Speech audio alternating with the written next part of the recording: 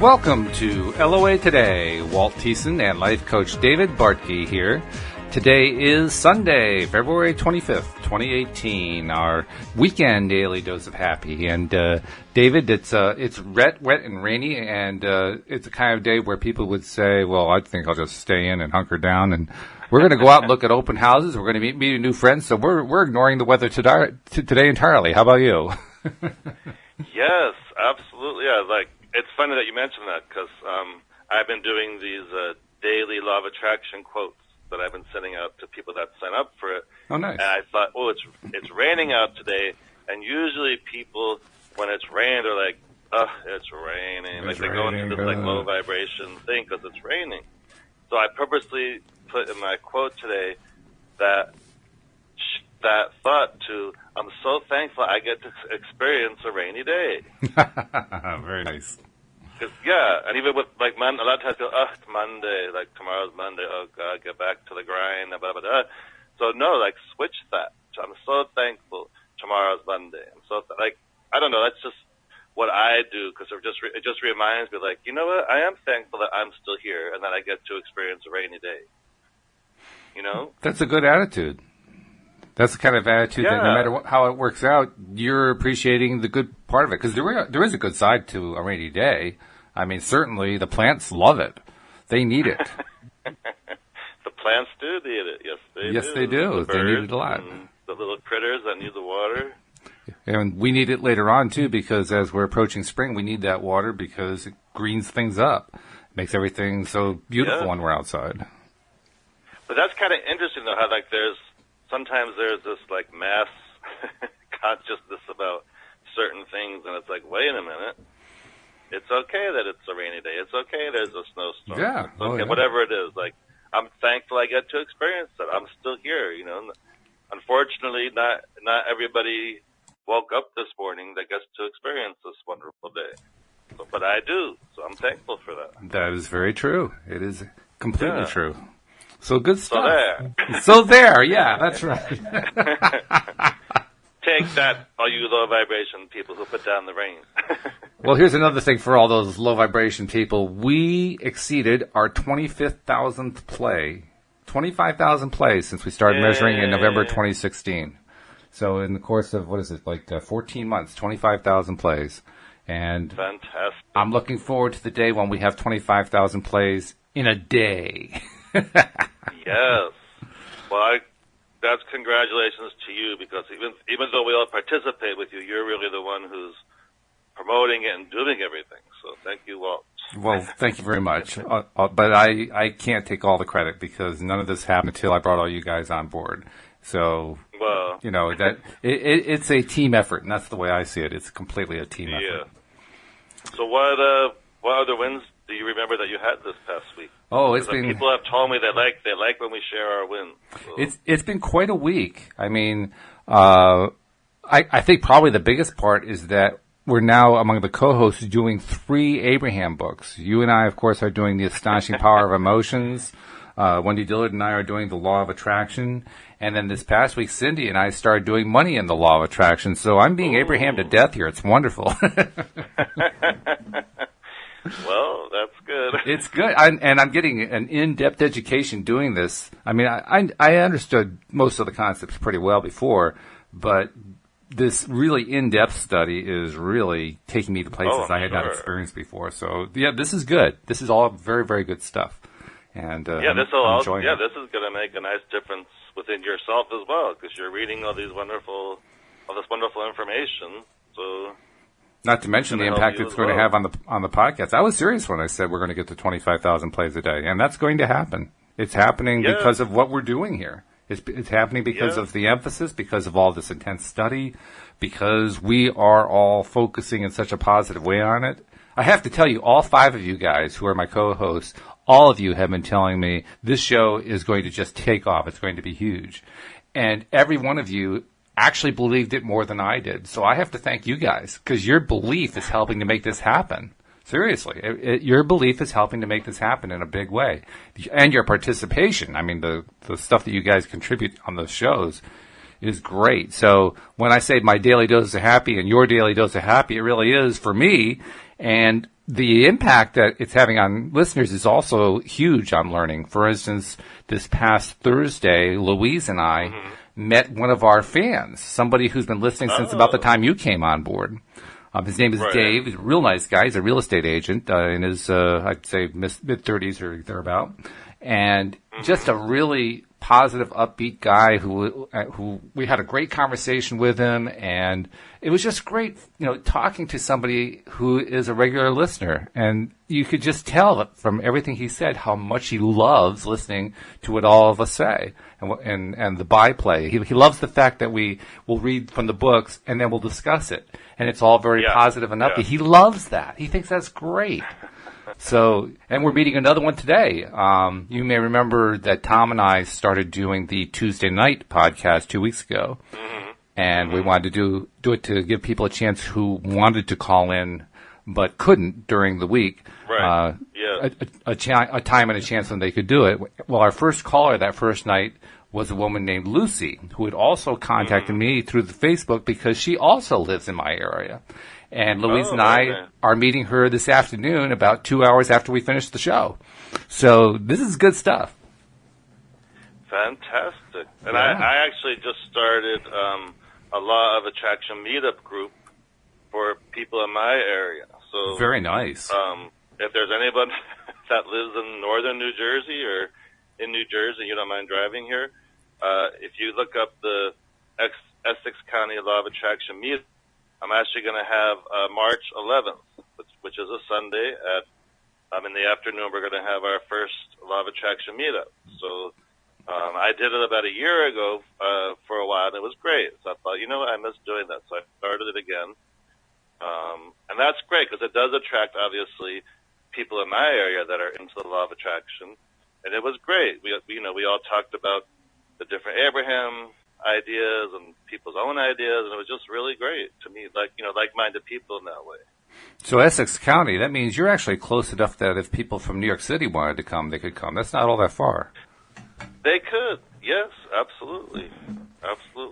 Yeah, no, I started thinking, maybe I shouldn't have called it Essex County because it sounds so like I'm cutting off people, but if anyone could come if they don't mind, the drive, wherever they're coming from. Like if you're coming from Manhattan, how long does it take to get to Essex? Well, with no traffic, probably about 50 minutes. Okay. And when are you doing the meetings? Actually, on a Sunday afternoon, that probably would be the case because there's typically very little traffic on a Sunday. And you're doing it on Sundays. You're doing your meetings on Sundays. March 11th. Okay. March 11th is the first one. So anyone who lives in New York could make that trip if they really wanted to. Yeah. So if anyone's listening and you feel like coming, please join. If you don't know how to find it, you can just contact me, and I will let you know. How do they reach you? Well, through my website, lifecoachdavid.com. That's the easiest way. There's a email thing there how to contact me. Sounds good. But I had a kind of a fun one I want to tell you about. Okay. Which is very kind of law of attraction, and it's a simple thing, but it's still interesting. So I had this old ottoman in a room in my house, and I wanted to replace it because it didn't go so much with the room. The room has kind of like a vintage look, like a shabby chic. I kind of call it my grandma room. It has that kind of but I like going in there. It makes me feel comfortable. And so anyway, so I started going to all these upholstery stores in my area, and I even had a picture of one that I liked, but that one was like $1,500, and I thought I don't want to spend the $1,500 on an ottoman. So they said, "Oh no, we could recover yours for like $500-600." Oh. So I was looking through all these material books, and I went to a few places and I got samples, and nothing really looked like I wanted it. I thought, this is like too hard. Oh, okay. I'm like, yeah. So I was just like, universe, I just want this to be easy. I want this to be easy and fun, and that's not how it feels right now. So I just kind of let go of it. I stopped going to the upholstery stores because I just wasn't finding what I was looking for. And then just a few days later, a thought floated through my mind. And this has happened to me before about other things too. Like, not that an ottoman is so important, but whatever. And I got this thought, go online, find a vintage chenille blanket, and that will be the look you want, and have them use that as the material. So I thought to myself, that's interesting. Mm-hmm. So I did. I went online, and probably like the third one I saw was perfect, like the colors and the look of it. And I thought, wow, it was only like $40. Nice. So I purchased it, and I got it, and I thought, oh my God, this is the perfect look for the room. It's going to be great. And I took the ottoman and the bedspread to the upholsterer, and he said, oh, I could do like a really nice slip cover and put the pattern you like from the blanket and cut it perfectly for $100. Ooh. So yeah, so I just, after I left there, I'm like, wow, what a win, because first of all, $100 is certainly much better than thousands, $600 or $1,500. Yeah, right. It's the exact look that this room, that's perfect for this room, and it's kind of vintage because it's the material is vintage, and it's going to be perfect. I thought, what a nice win! Like, I just let go of trying to control it, kind of, and look what happened. It just happened. Yeah, that's nice. Yeah, so that's kind of a very law of attraction win. And that, like I said, I've done that with other, more important things as well, where you kind of just stop trying so hard and you just allow and let go. And then suddenly, whatever it is, you get a great idea to make it happen, and then it all works out. By the way, I was I mentioned that I was editing the book this week, and one of the stories I was looking at was yours, which didn't need a whole lot of work, by the way. But I got to relive your story, and I won't tell people on the air. They're going to have to wait for the book to come out. But it was the exact same kind of thing in the sense that you made it easy. You start off with a hard approach. You're right. Yes. Yeah. You're right. Where I was making it I was making it all hard, and you're right. People will understand that when they read it. When they read it, yeah. Very similar. Where I just kind of let go of trying so hard, and right. It just happened. Oh yeah. Yeah, it was a pivoting point in the story. It was really good. And by the way, I want to remind people, anyone who wants to get a free copy of the ebook, there will be for a very limited time. We'll let you know when. It's probably going to be just a few days it'll be available. A limited time when you can get a free copy of it. So keep listening because we're going to announce on the show how to do that. So you want to make sure you're a listener, and if you haven't subscribed, make sure you subscribe. In fact, all the details for both subscribing and for sharing are right on the homepage, as is the player for listening to the podcast live when we're doing our podcast broadcasts. So you'll find all of them there, loatoday.net. And make sure you take advantage and stay tuned because it's going to be good. It's going to be really good. So you're also making it very easy for people. I am making it easy to listen to us and your other podcasts. Absolutely, everything is easy. We're all about easy.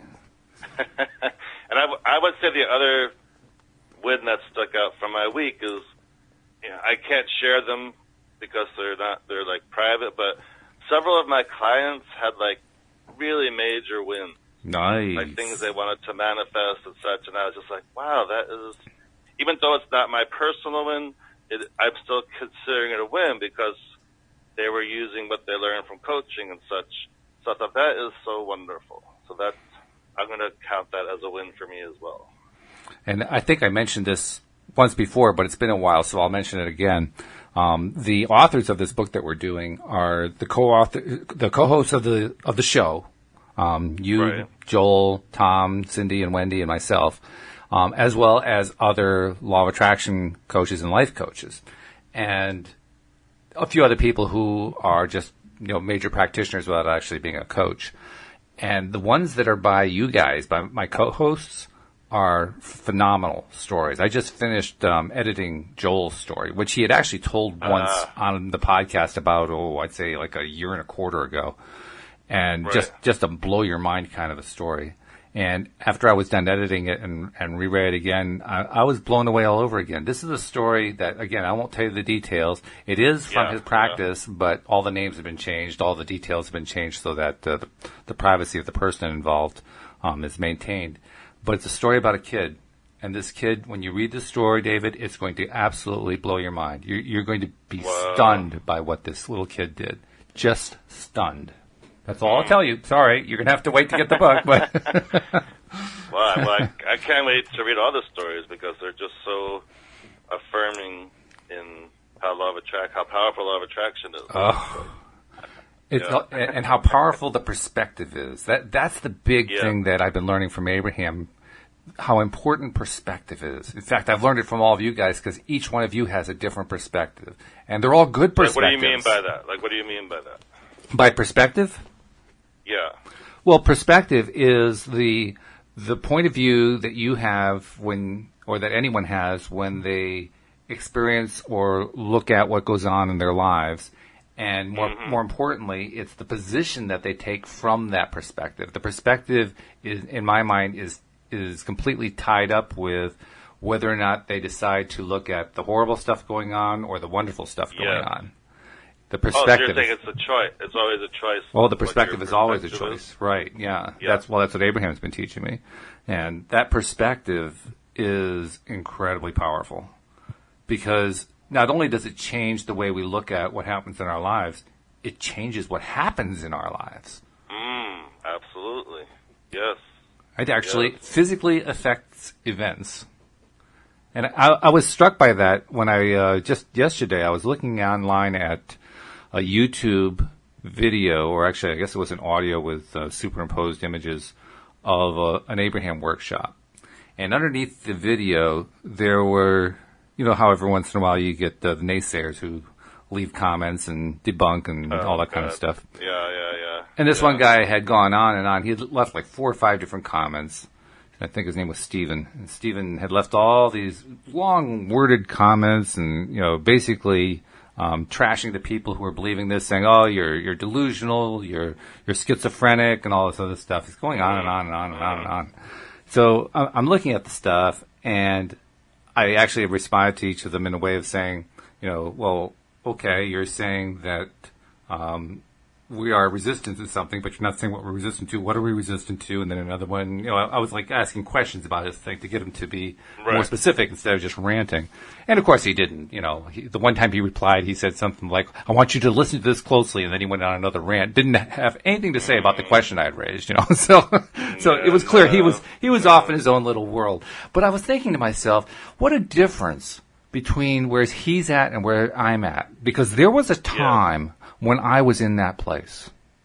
There was a time when I was in the same place that he is. And it's a place where, the world is logical. You have to understand that the world is logical, and you have to understand the world as it is. You can't change the world. The world is what it is, so you have to, come make peace with it and come to terms with it, and just, be willing to admit that, sometimes bad stuff's going to happen to you. In fact, the world is a pretty messed up place. And you have to be willing to accept that too. And in fact, most of the religions of the world are screwing everybody up, and the spiritualists are screwing everybody up. And in fact, this is a really terrible place. I used to be in that place. That's exactly where I was. And I was really grateful to discover just how far away I've moved from that position. I have to tell you. By contrast, I appreciated what he posted simply because I'm not him anymore. You know what I mean? Yes, which is a wonderful realization. Oh, right? Yeah. And it's not like I don't have more to go. I still do have more to go. I still have more to learn. But I have learned a ton. And I have a lot to thank from you guys. So thank you. Thank you for the help you've given me. Yes. So, it's interesting how he felt he had to verbalize all that. But it's like, I don't know what he thought he was there for. Why was he even watching it in the first place? That's the part I couldn't quite figure out. But he had like some sort of a mission to straighten us out or something. I'm not sure exactly what. Well, I'll tell you what I did want to say to him. I knew I couldn't do it in this form because he would never listen, on the comments section. But if I was sitting across from him, what I'd want to say to him is, forget about law of attraction for a moment. Forget about Abraham. Right. Forget about all that stuff. Let me just ask you one thing. Are you familiar with quantum physics? Yes or no? Probably yes would be my guess. Okay, great. You're familiar as well as I am that in quantum physics, both electrons and protons and even neutrons can be in 2 places at the same time. And if he's not familiar with that, then it's an eye-opener. And if he is familiar with it, then he says, yeah, sure. And my response to him at that point is, How can that be? How can that be? How can something be in two places at the same time? That's illogical. And just see what he had to say. Because it's like Niels Bohr said, or at least Niels Bohr has been attributed to saying, if you think that you understand... No, actually, it wasn't Niels Bohr. It was actually this other guy, Michael Feynman, who was another quantum physicist from around the same time period, maybe a little bit later. Feynman said something like, if you believe that you understand quantum physics, then you do not understand quantum physics. And what he meant by that was people who try to claim that they have figured out what all these inherent contradictions mean and who claim they figured that out are people who really have not come to grips with the fact that the contradictions are there and that they are basically overwhelming, that they are contradictions that destroy the fabric of everything that science before quantum physics thought it knew. And until you're willing to come to grips with that fact, you still don't get it. Well, if that's true of science, then how does anyone decide that everything in the world is logical and rational and fits in a very certain way? Because clearly, here's an example of something that doesn't fit in a certain way. It's in two places at the same time. That's not possible. And yet it is. Now, would that actually change his mind? Probably not. But that's not my point. My point is to stop him in his tracks and say, there is something that you're overlooking here. I know sometimes certain people, if they have an axe to grind about something, they just they'd rather feel they're right than absolutely. Absolutely. Then Again, I know that one real well. I was that. I was that same person. I understand that. Not you. Oh yeah, me. Well, then if you were that person, then what started happening where you started getting different ideas? Well, the problem with that particular viewpoint is that once you come to the conclusion that he's come to, which is that the world is messed up, the world continues to mess up even more and more in your perspective, in your experience. And indeed, your world starts to mess up and get really, really messed up until it finally reaches the point where you're practically screaming in pain with how messed up your world becomes. You do that long enough, and you don't really care after a while how logical or rational the world is supposed to be. You don't care about that ever again, even, because that didn't serve you very well. You know what I mean? Yeah. And because if it doesn't serve you anymore, then then it's useless to you. What good is it? I mean, yeah, you could claim that all you want, but if it doesn't help you, so what? But do you remember what your turning point was, though? Like if someone's listening that is that way, what was your turning point that made you realize, my turning point, option here? My turning point was when I realized I didn't want to live that way anymore. And ended up having a conversation with my wife, and my wife said to me, well, this isn't something that's happening to you. You're doing it yourself. And I was totally taken aback because I actually had gotten to the point. Now, I was a person who didn't believe in any kind of religion or anything like that. And I'd gotten to the point where I felt like there was some malevolent force that was blocking me, that was thwarting me every step of the way. Because, I mean, it was literally lose, lose, lose, lose, lose. And when that happens often enough, you start to suspect, an unfriendly alliance against you. Well, that's where I was. That's what I was feeling. She says, well, actually, you've been doing this to yourself. Wow. If it had been anybody but my wife, I probably would have started screaming at them. But it was my wife, and so I didn't start screaming at her. And I said, okay, well, I don't see that. What do you see? Right. And she explained to me and pointed out to me all the different ways that I expressed negativity about everything throughout the day, every day, 7 days a week, 30 days a month, 365 days a year. And I was not aware of that. I was not aware that I was doing that. I actually thought I was fairly positive, believe it or not. I didn't think I was really positive, but I thought I was somewhat positive. And it took me a while to come to grips with it. I mean, I just didn't believe it at first. Even when she told me that, I still didn't believe it.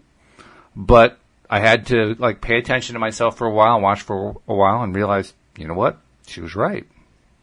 That was a sobering experience. to realize I had God become that negative. You were open enough. Yeah, thank God you were open enough to at least consider it, just a speck. Because once you considered it, even just a speck, then you had that aha moment at some point. Well, that's why it's so important to mention the fact that I felt really beaten down. I think I could honestly say I had reached a bottom point, and I couldn't take anymore.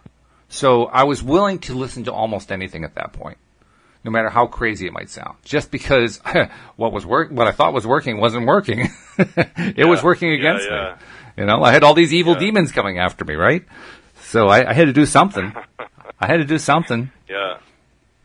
And that's interesting what you said, where you thought you were a positive person. Cause when I first start working with a potential client, I've told you I give them like the free session. And there's many times where after that session, someone says to me, wow, I thought I was a positive person. Oh, yeah. And now I realized I wasn't as positive as I thought I was. And that's a great realization to have. It is. Then from that point, you can start changing. Then, now you know what you have to work on. Now you know what changes you have to make, or at least you have some idea what the changes are. I can't say I really had an idea of what all the changes were. In fact, shortly after that, when I had already been exposed to the law of attraction as a concept, and as I started to study it more, I learned things like, well, you have these resistances you have to get rid of, and that's where I started saying, well, what resistances? I don't know. I don't know of any resistances. How do you let go of a resistance that you don't know you have? You know, and so that's where the process started. I started reversing that long stream of momentum I built up over the years. Yes. You know, trying to learn, trying to pay attention to where I was resistant, and every once in a while, I'd have a conversation, or an idea would occur, or an experience would happen, and I'd say, "Oh, I wonder if that's one of those resistances." And so I'd focus on it and decide I didn't want it, and change my mindset about it, and eventually release it. And then later on, a few months later, there'd be another one that would pop up. And this has been a continuous thing since then. Every once in a while, something new pops up, some new form of resistance that I didn't know I had. Yeah. And again, it goes through the process and release it. And then once you release it, then you set yourself up for the next time when the next resistance comes up. It seems like an endless process, and it seems like something that, God, is this ever going to end? But the good news is, as you go through all that, your attitude improves. Your attitude improves substantially. Yes. Yes. So, and good things start to happen too. So you can actually, you start to get the support your new vibration. Yeah, you start to get the feeling that maybe all this LOA stuff really does work. No, seriously. I mean it literally that way, because, even today, there are times, I know this stuff. I talk about it on this podcast with you guys. I talk about it in a very affirmative way. And yet I still have my moments, many of them, where I doubt. Despite doing this podcast, there's still that logical, rational mind back there saying, no, that's not how all this is. And but the key is, though, for anybody, is, well, once you realize you're having that, are you taking action to get yourself out of it? That's the key. And for me, that's doing it too long. For me, I found that I've never been able to take continuous action. That may change. I'm hoping it can change. But for me, it's been in fits and starts. Right. So I'll reach a certain point, like, okay, I got to make some progress here, and then I'll just kind of pour into it for like a bit, and then I'll take a break, and then I'll pour into it a bit, another week later or something like that. Yeah. It's taken me years to get to the point where I'm actually doing daily routine, where I have like my mirror exercise, which I've been doing for a week now. I started last Sunday, and I've got my affirmation recording of Abraham that I play for myself every day, either in the morning or in the evening, one or the other, sometimes both. Good. With Louise, we do our 3 good things that happen during the day. So I have a number of things now that I'm doing regularly, but it's taken me years to get to the point where I could even allow myself to do it regularly. Up until then, it was in fits and peaks. Yeah. Well, you do what you have to do. You do it the way you throw yourself into it the best you can, and then you don't beat yourself up for it if you're smart, because you didn't do it perfectly. Of course not. Yeah, you got to be easy with yourself with these things. Oh yeah, yeah. Which ties back to what you were talking about earlier, being easy, choosing the easy way. Now, after last week's conversation, have you done any skipping through the park in this past week? It's kind of been hard to. It's been wet.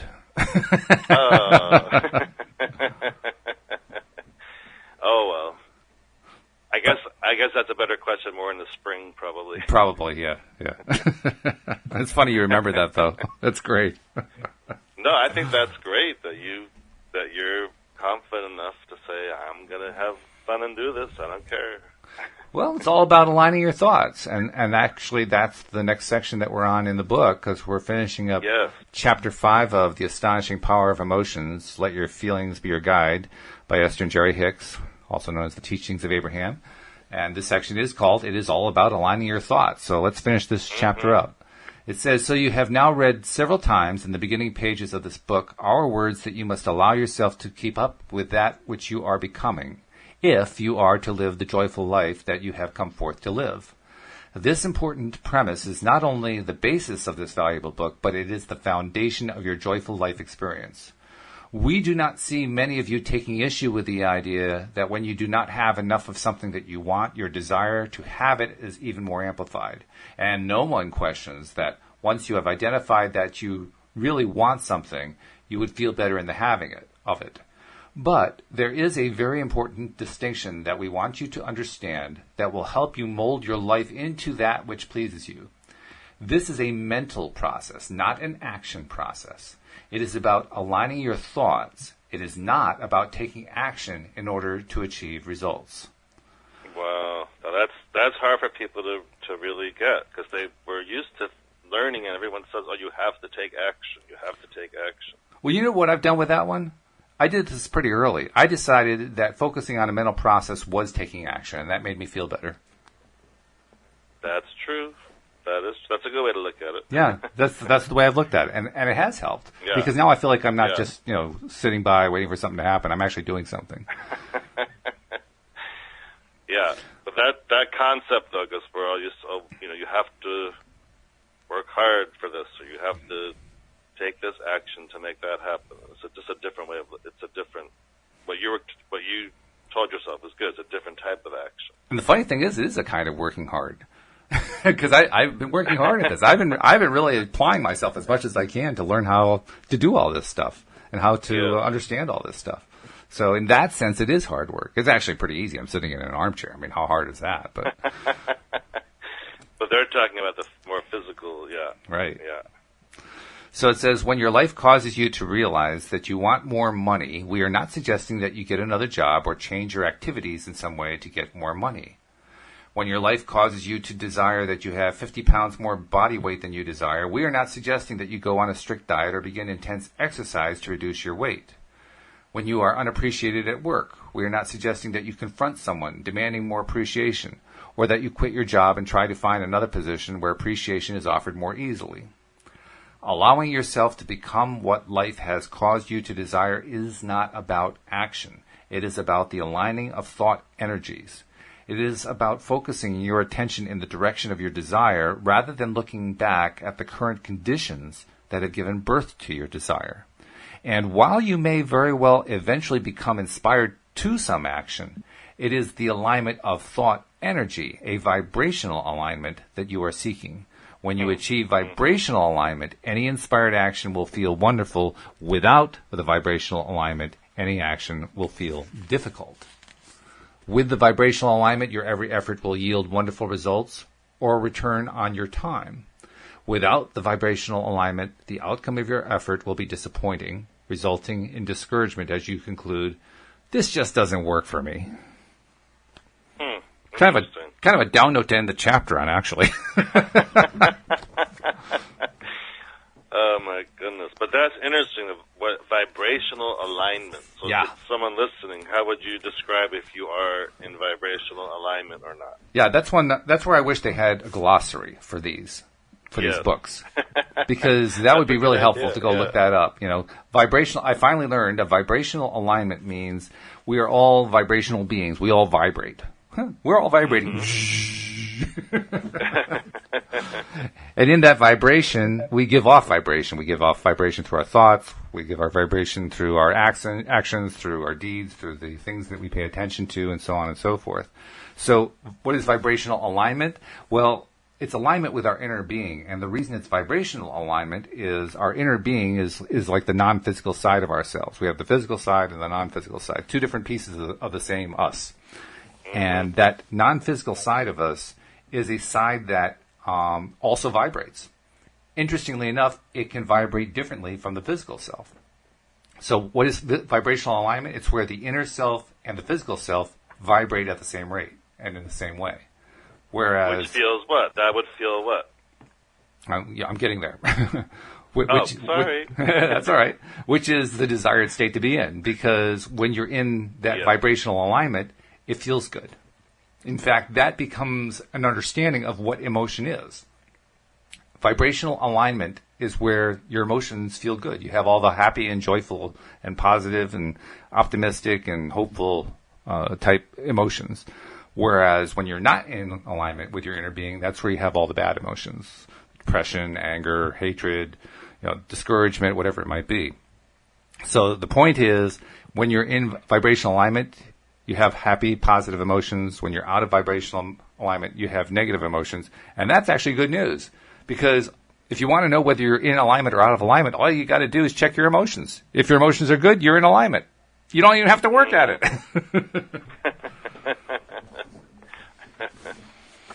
And it's a good thing. Yes. Yes. So, moving on to Chapter 6, because we don't want to stop on a sad note. Chapter 6 is entitled Vibrational Alignment Feels Like Relief. Aha, there you go. I think we're actually going to get the same kind of description I just talked about, but let's see. Probably. When we speak of vibrational alignment, we are referring to aligning the vibrations within your being only. It has nothing to do with anything that anyone else is doing. And this sometimes raises a question in those who hear us say that, because it seems to many people that the only problems they have are due to their interaction with other people. So doesn't something need to be done about those individuals? It is true you are interacting with others, and often that interaction is the source of your discomfort or problem. But asking them to be different is not the answer. Most of them are not willing to change for you anyway, and even when they are willing, they cannot consistently be what you need them to be in order for you to feel good. Boy, is that the truth. Mm-hmm. The answer to your feeling good is only in the alignment of the energy within you. As we have said before, it is about you allowing yourself to keep up with what the larger part of you has become. That's quite a concept right there. That's a little bit of a mind-bending kind of concept. For example, they have their example coming up. Yep. For example, let us say that you are having a perfectly nice day. Okay, I'm in favor of that. Okay. You have rested well, you have eaten well, and you are happily involved in a project that is pleasing to you. And then someone you care about comes to you with a problem. Not only is there a problem, but the person also thinks that you should take some sort of action to solve the problem. This could be your mate, could be one of your children, an employee, a client, a friend, or perhaps even someone you do not know. That's the worst kind. In this example, let us say that one of your employees, whom you love and care about, is having an interpersonal relationship problem with another employee, whom you also care deeply about. As you listen to this person presenting his or her perspective on the situation, you begin to feel your happiness diminishing, your vitality diminishing, your clarity diminishing. And now you feel sad, tired, and confused.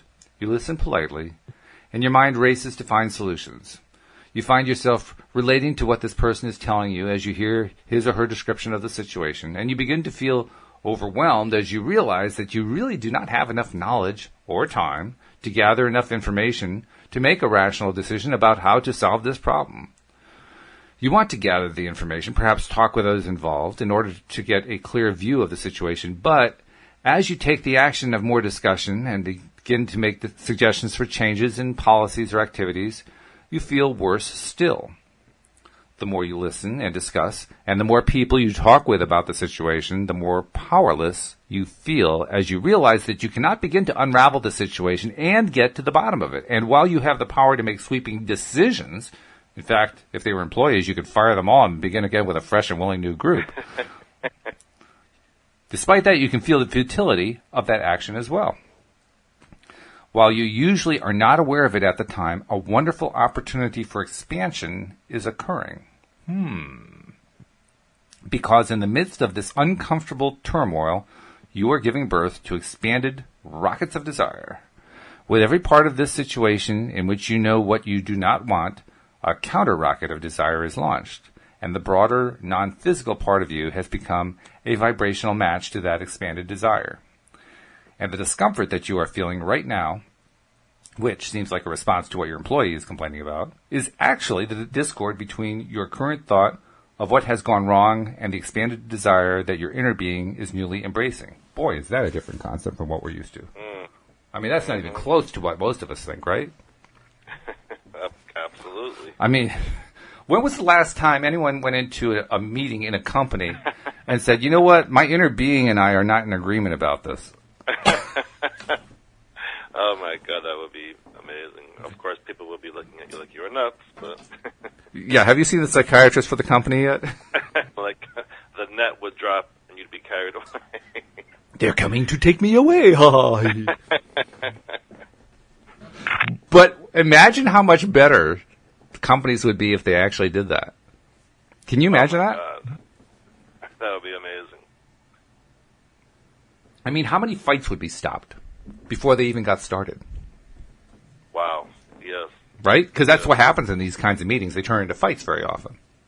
Or if everybody manages to stay professional and, relatively disconnected, then they throw disconnected words at each other and they walk away saying, well, that solved that, and then the problem goes on.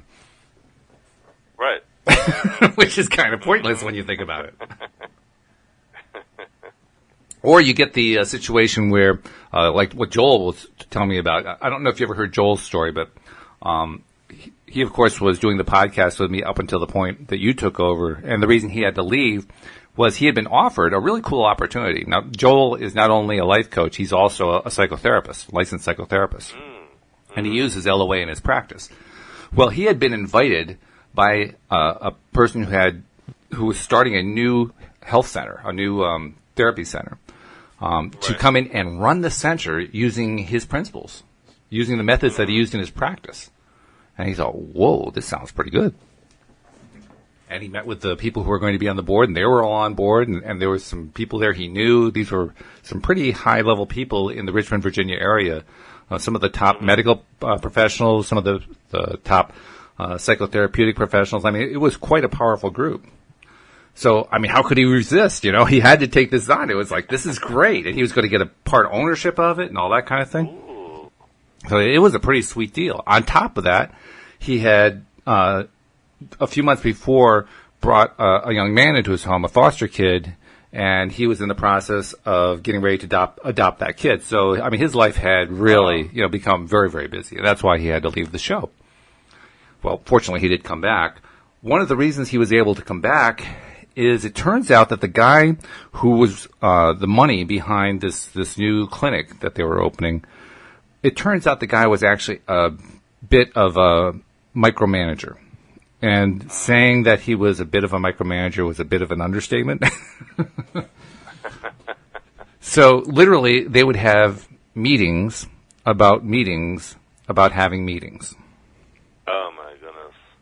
I mean, and that's not an exaggeration. Joel even told us about that on the story. They would have meetings about having meetings. And Joel, whatever the situation that the owner was trying to resolve, the majority owner was trying to resolve, Joel had solved the problem 2 weeks ago. But that didn't sit well with the owner because he hadn't gone through the process. And so the owner would call these meetings. The majority owner would call these meetings with all the top staff, and they'd all come together, and they'd do a meeting talking about the thing that had already been solved. And here are all the things we have to look at in order to solve this thing, and then we're going to have another meeting next week to actually solve it. Now, wow. How does that happen if you're in alignment internally? Well, it doesn't. Yeah. It can't. Yeah. So here's a situation where a guy who was well-meaning, I mean, he really did want to include these principles. He didn't really know how to do it, but he wanted to. Right. Was basically so far out of alignment with himself and was blaming everybody else for it because he had to hold all these meetings to fix all these problems that were actually in his own head. Yes. Oh my God. So now you know why Joel left. Stick with it, No, he left very quickly. He left very, very quickly. I was going to say he probably didn't stick with it. Joel doesn't take a lot of time to decide things. He's not like me. You know how I am. I'll just hem and haw over something for the longest time, and I'll explore every little detail of it. He just goes. He says, "I'm done. Goodbye." Yeah. Well, good for him. Yeah. But there's just another example, and I think people could provide all kinds of examples from the work world, from the corporate world especially, about all the different ways that people are out of alignment and they are trying to fix it by fixing other people because that's their mistaken belief about what it's going to take to fix situations, right? In fact, if they actually stopped and just fixed themselves, so to speak, by looking inside and getting into alignment with themselves, all these problems would go away. Yes. Isn't that amazing? Yes. Wow. So they may be coming after us. They may be coming after us with the men with the white suits. What they don't realize is the white suits are actually coming for them. Oh my goodness! Wow, that was quite a story. Yes. So anyway, good, but let's see what more Abraham has to tell us here. It says the vibrations within you are now out of alignment. Yeah, no kidding. And when you are out of alignment, out of vibrational alignment, there is no action that will solve the problem.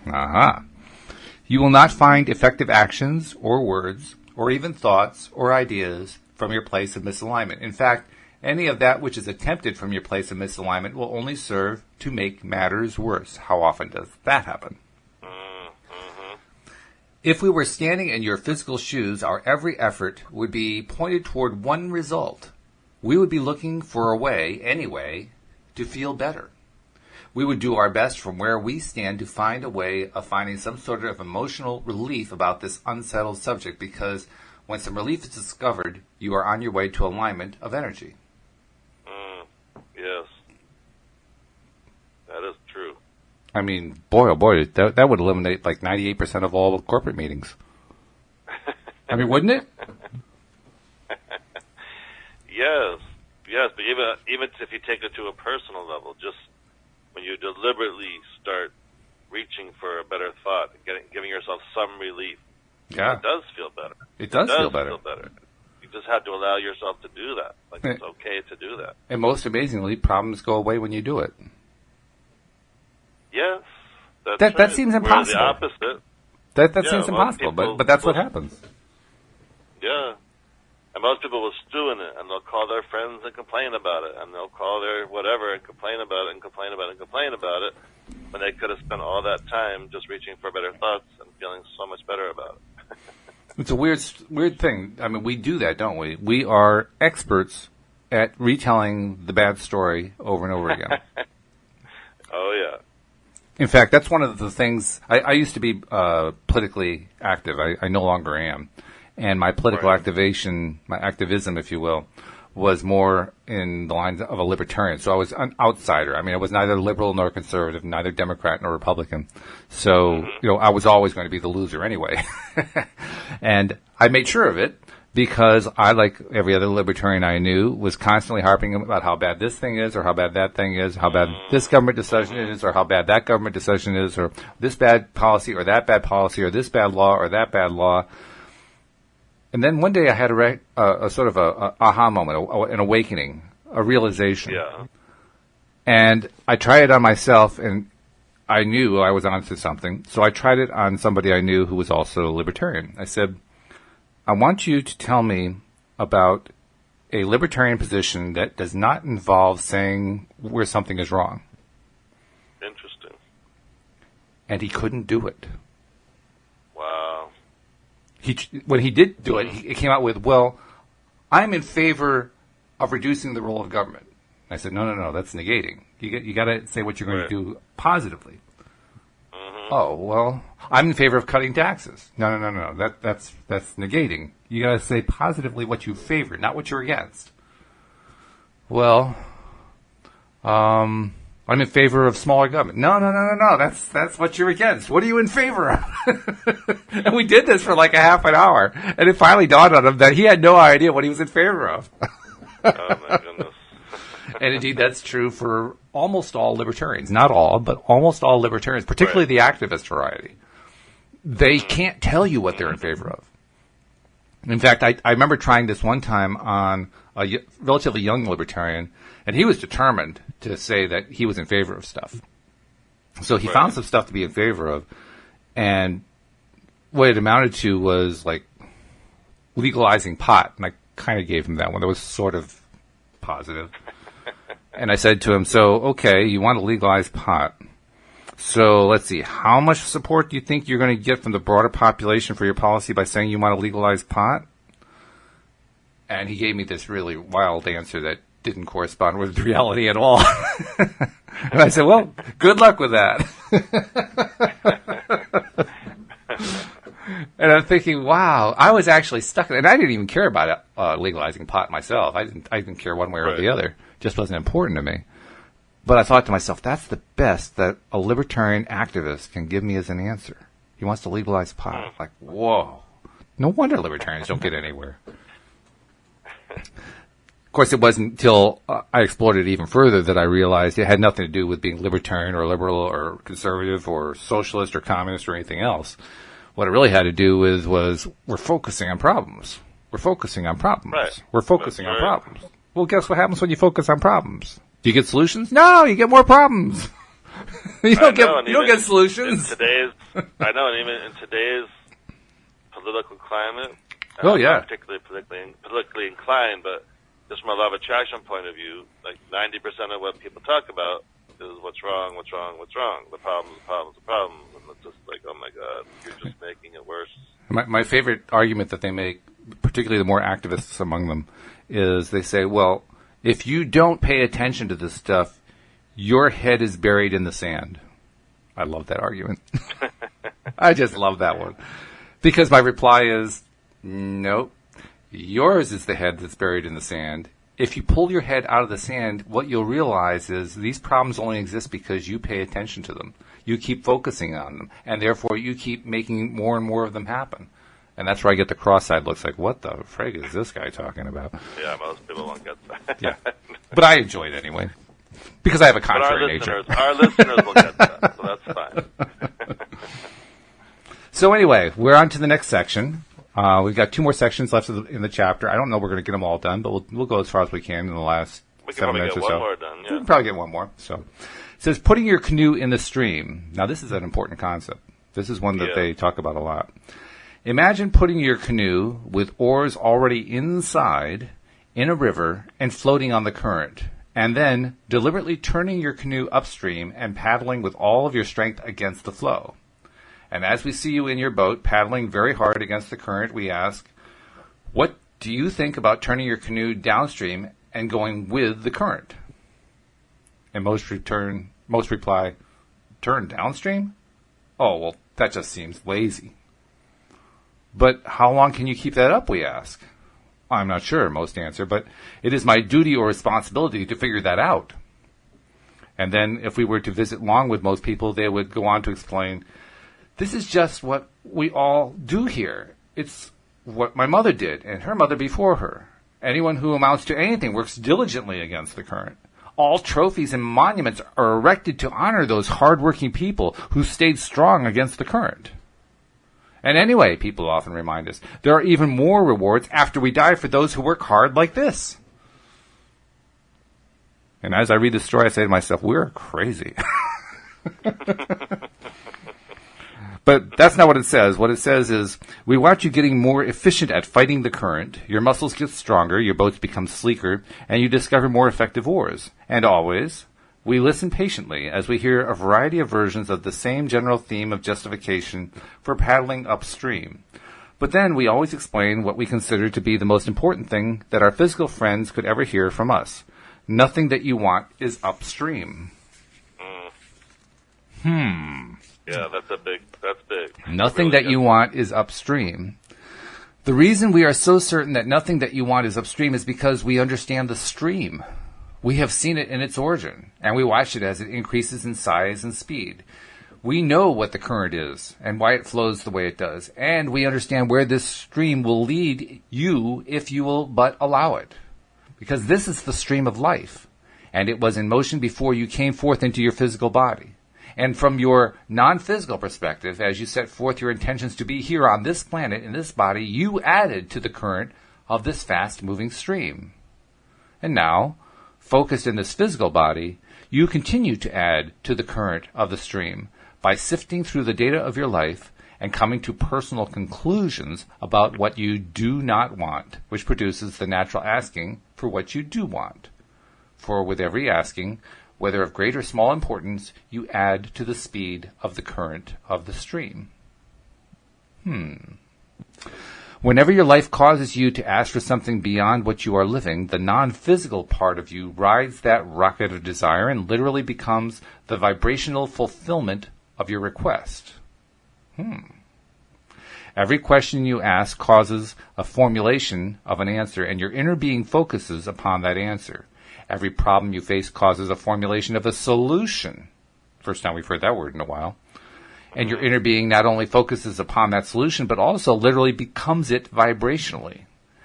In italics, if you will allow it, this stream, this fast-moving current, will carry you downstream to the fulfillment of everything that your life has caused you to create, for it is all there for you in a sort of vibrational escrow, waiting for you to flow to it.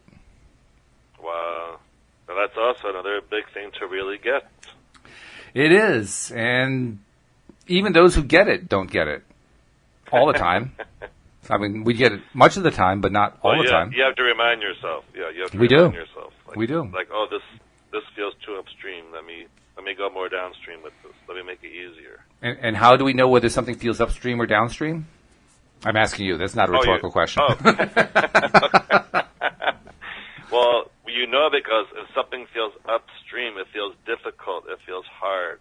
It's taking you further away from what you really want, where when something feels downstream, it's like, it just feels easy. It feels right. It's carrying you closer to what you want. So once again, it's all about feeling. Yes. Upstream feels difficult. Downstream feels easy and right and light. Isn't that too easy? No. It sounds like it. I like easy explanations. The easier, the better. I mean, from the point of view of our society, that's too easy.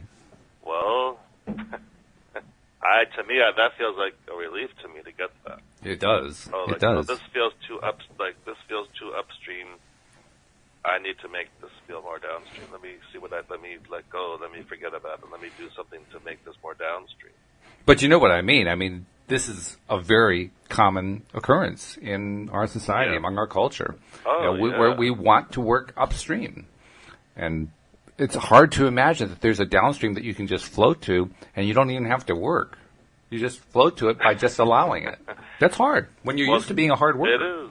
It's kind of like what we were talking before about taking that physical action. And as I said, it's not like physical action doesn't have to be a part of what we do, but it's not where it makes things happen. The physical action seems to make things happen, but it doesn't actually. Right, but like I always go back to what Abraham says, but when you're in alignment, vibrational alignment, usually you do get inspired to take some kind of action, which is kind of interesting. So how do you interpret that? I mean, what's the difference between taking action in that case and the not taking action from a moment ago? Why is it okay to take action there? Well, because in the way they're talking about in that example, if you're taking action from alignment, when you're in alignment and it feels downstream and good, then it feels good to take that kind of inspired action towards whatever it is. So the simplest possible explanation, which is probably good because I just realized we have about 20 seconds left, so we're about done. Oh my goodness! But we covered some important topics. We did, and we'll finish up the last bit of this chapter and go on to the next one next week. So hope you do that with me. Absolutely, I can't wait. All right, and we hope that you'll come back and join us as well, not only next Sunday but also throughout the week, because that's why we do LOA Today. So please do join us next time here on LOA Today. Goodbye, everybody. Bye.